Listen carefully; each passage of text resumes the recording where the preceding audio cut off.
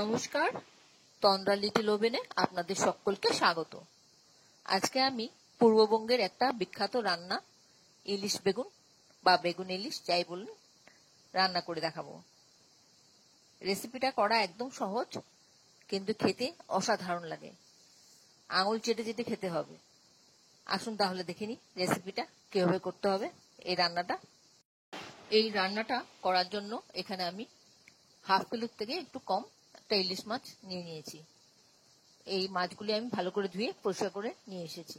এবার এই মাছগুলি দিয়ে আমি রান্নাটা করব। প্রথমে একটু নুন আর একটু হলুদ গুঁড়ো দেব, দিয়ে ম্যারিনেশন করে রাখবো 10 মিনিটের জন্য। 10 মিনিট ম্যারিনেশন করার পর আমি রান্নায় যাব। হলুদ আর নুনটা ভালো করে মাখিয়ে নিচ্ছি।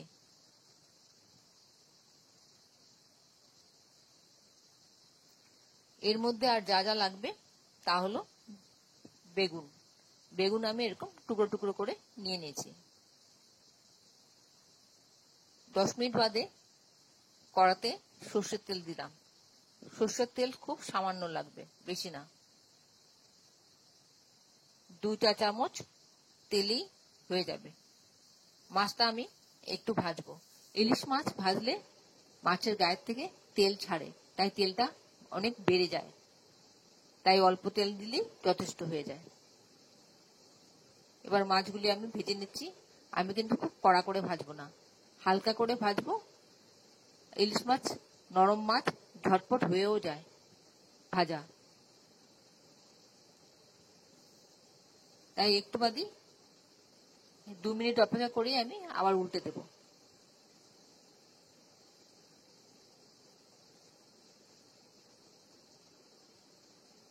মাছগুলি আমি উল্টে দিলাম, আবার 2 মিনিট অপেক্ষা করে আমি তুলে নেব। ভাজা হয়ে গেলে আমি তুলে নেব। আমার এই পিঠটাও ভাজা হয়ে গেল, আমি এবার তুলে নিচ্ছি।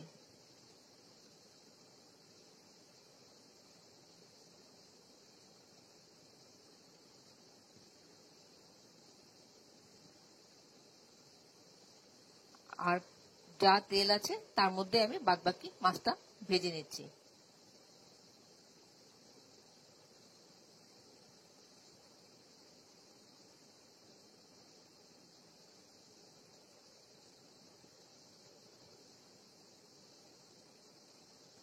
এই মাছগুলি আবার একটু 2 মিনিট করে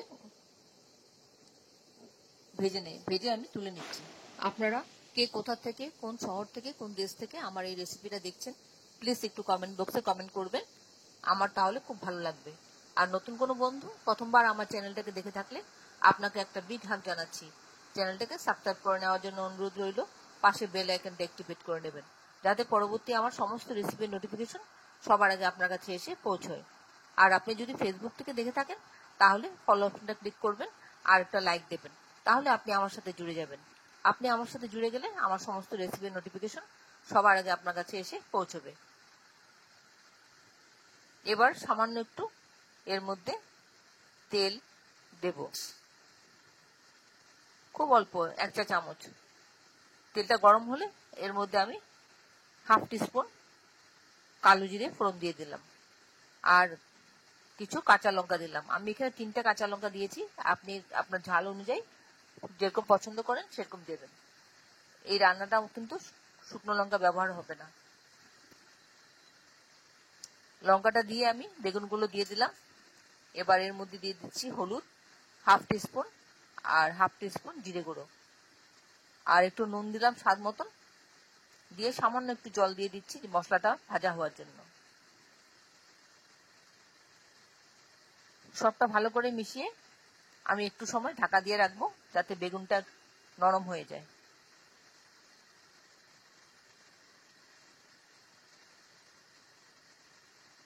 আপনারা যারা এখনো পর্যন্ত আমার চ্যানেলটাকে সাবস্ক্রাইব করেননি, ঝটপট সাবস্ক্রাইব করে নিন। আপনাদেরকে আমাদের মাঝে দেখতে পেলে আমাদের খুব ভালো লাগবে। 1 মিনিট বাদে আমি ঢাকা খুলে দেখছি বেগুনটা অনেক নরম হয়ে গেছে আর জলটাও শুকিয়ে গেছে। এবার একটু নাড়াচাড়া করে নিচ্ছি।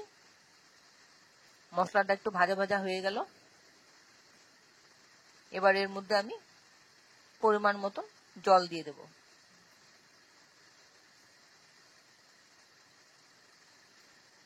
আঁচটা একটু বাড়িয়ে দিচ্ছি যাতে তাড়াতাড়ি জলটা গরম হয়ে যায়।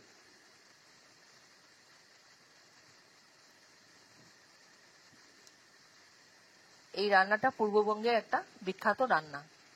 খেতে অসাধারণ লাগে, রান্না করা একদম সহজ, যে কেউ পারবে করতে। আর হাতের কাছে জিনিস দিয়ে রান্নাটা তৈরি হয়ে যাবে খুব সামান্য ইনগ্রিডিয়েন্টসে। ঝোলটা ফুটলে আমি এর মধ্যে মাছগুলি একে একে ভাজা মাছগুলি দিয়ে দেব।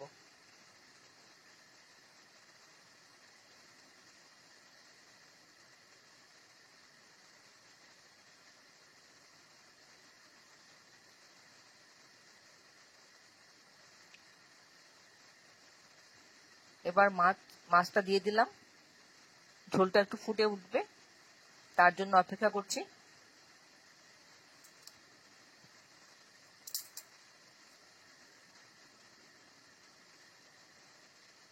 খুব সুন্দর গন্ধ বেরোচ্ছে মাছটার থেকে।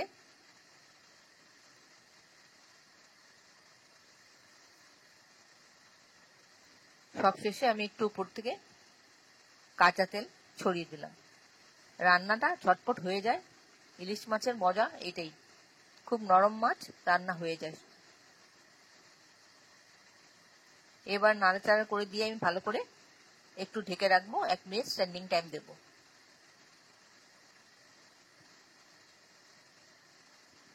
তারপর আমি প্লেটিং করে নেব। আমার 1 মিনিট হয়ে গেল। এবার আমি প্লেটিং করে নিচ্ছি। আশা করি আপনাদের ভালো লেগেছে আমার এই রেসিপিটা। যদি আপনাদের ভালো লেগে থাকে অবশ্যই একবার এইভাবে করে খাবেন। এখন তো ইলিশ মাছের সময়, করে খাবেন, বেশ ভালো লাগবে। ভালো লাগলে একটা লাইক দেবেন আর বন্ধুদের সাথে অনেক অনেক শেয়ার করবেন। আর আপনার খেয়ে কেমন লাগলো কমেন্টসে জানাতে ভুলবেন না। আমি আপনাদের কমেন্টসের অপেক্ষা করি। আপনাদের কমেন্টস পড়তে আমার খুব ভালো লাগে। আপনি চাইলে খাওয়ার সময় এর সাথে একটু লেবু চিপে খেতে পারেন, তাহলে আরো বেশি ভালো লাগবে।